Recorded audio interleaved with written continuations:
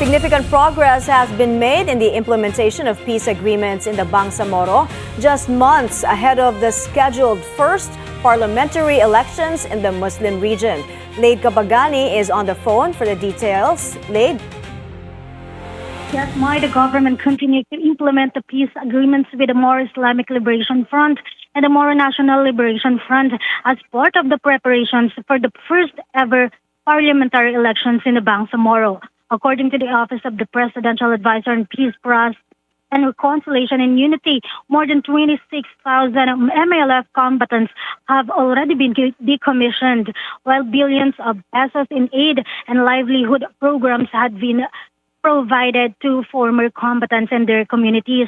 On the part of MNLF, over 2,000 combatants have been profiled and have received socio-economic assistance, including cash aid, educational assistance, and community projects.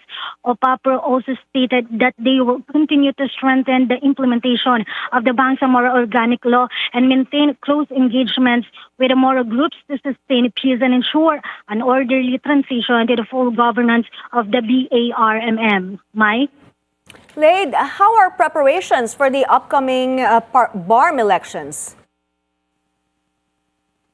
The government will continue the remaining commitments under the peace agreements, strengthening transformation programs for former rebels, and continuously engage with Moro groups to sustain peace in the Bangsamoro.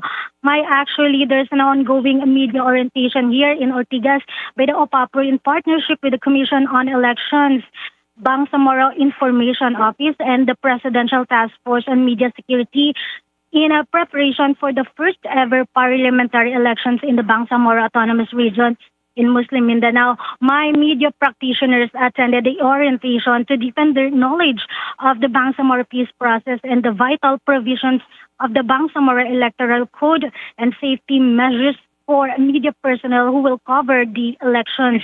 The goal of this activity, is to prepare journalists for responsible, safe, and orderly reporting on the first ever parliamentary election in the BARM.